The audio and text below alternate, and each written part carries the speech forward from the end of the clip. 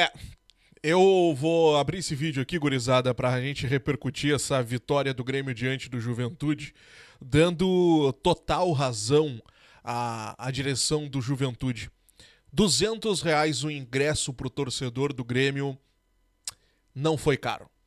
Não foi caro. Não foi caro porque um espetáculo custa caro mesmo, né? Um espetáculo tem que ser bem valorizado. O presidente do Juventude, né? A direção do Juventude soube cobrar o que nós vimos em campo. Um Grêmio bem diferente do que nós estávamos acostumados já há algum tempo. Um Grêmio que entrou em campo com vontade, um Grêmio que entrou em campo mordendo o tempo todo, querendo a vitória. Um Grêmio que talvez quisesse, inclusive, dar uma resposta ao Juventude, que já vem há algum tempo querendo se colocar como um rival do Grêmio, mas ainda não entendeu o seu tamanho. O Grêmio que entrou em campo hoje, meus amigos, foi um Grêmio que talvez não seja ainda o ideal, e talvez não, né? Não é o ideal ainda o que nós queremos, mas é um Grêmio que dá sinais sim que pode ser muito, mas muito melhor do que o que vinha fazendo e o que vinha sendo e o que vinha representando. E a gente tem o jogo contra o Sportivo Luquenho, a gente tem outras partidas, tantas desde o início do ano, que nós podemos comparar e vermos que o Grêmio de hoje foi um Grêmio muito, muito, muito melhor. Gente, nós vencemos por 2-0. Nós não tomamos gols. A gente pode dizer assim, Diogo, mas peraí. O Juventude também a gente não pode pegar como parâmetro, porque é uma equipe que tem muitas limitações, porque é uma equipe que vai brigar para não cair, porque é uma equipe que tem os seus problemas. Beleza, eu posso concordar com tudo isso.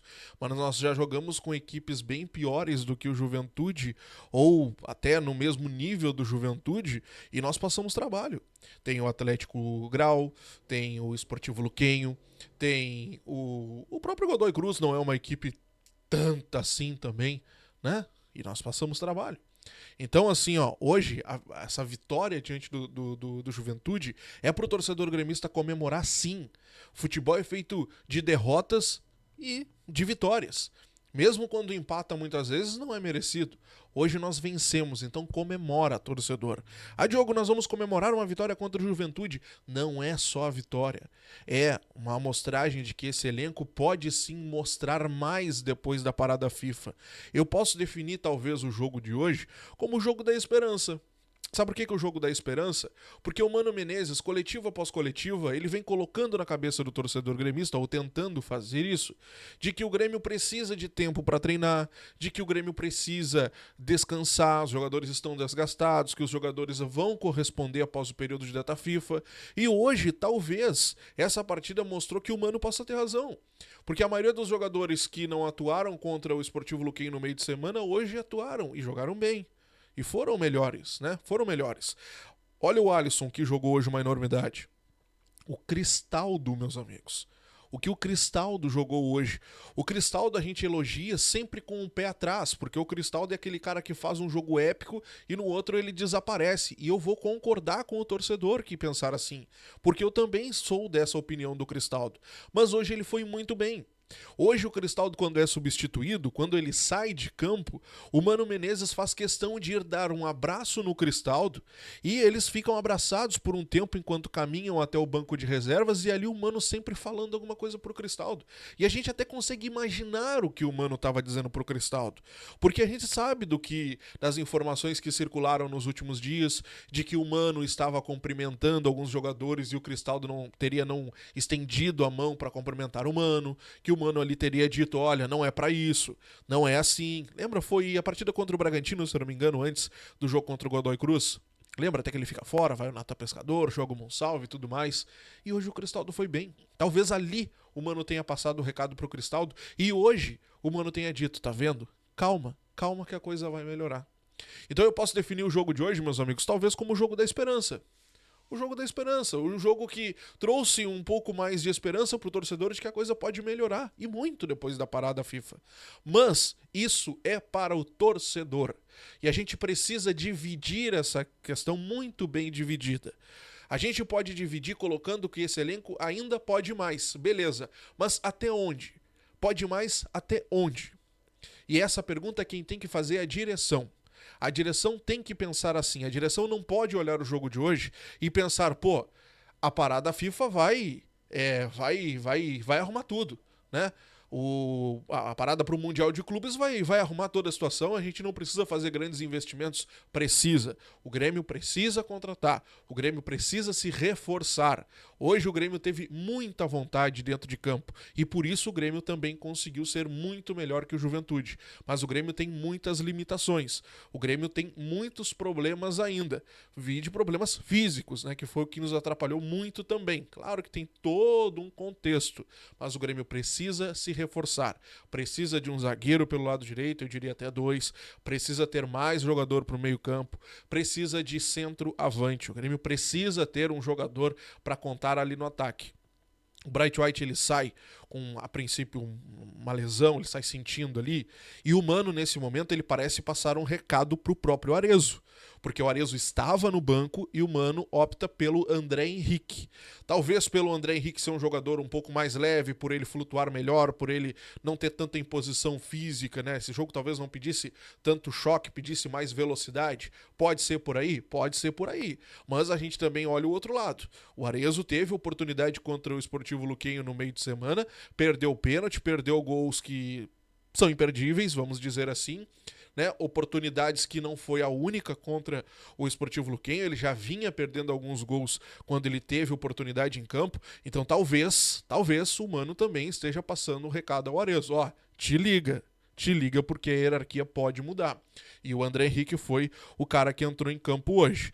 O que eu posso trazer para vocês também, para a gente poder colocar aqui na análise da partida, é a questão da arbitragem, que eu sei que muita gente vai falar agora. Diogo, pelo amor de Deus, aquele lance em que o Kahneman, ele cai e não é para tudo aquilo ali. Gente, vamos lá, né? Vamos lá. Todo mundo, todo clube que vem enfrentar o Grêmio, sabe que o Grêmio estava sendo prejudicado pela arbitragem de uma forma que não tinha explicação. O goleiro do Juventude, o Marcão, ele não tentou tapar o sol. O árbitro, no momento que vai conversar com ele, diz, ó, tu fez assim e o sol tá lá, ó. Não tem justificativa. Tu tenta enganar outro, a mim não. E mesmo que tu tivesse tentado tapar o sol, tu faz isso aqui no cara. Então assim, os caras já estavam sabendo.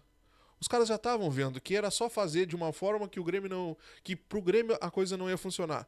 Só que felizmente, mais uma vez, Daiane Muniz é a VAR. Daiane Muniz era a árbitra do VAR. E essa menina, mais uma vez, ela tenta ajudar os árbitros a ver lances que dentro de campo ou eles não veem ou eles interpretam mal. Ela chama o Klaus, que olha, assiste e diz, não tem condição. Isso aqui é pênalti. Não foi nada anormal. Não foi nada roubado do Juventude.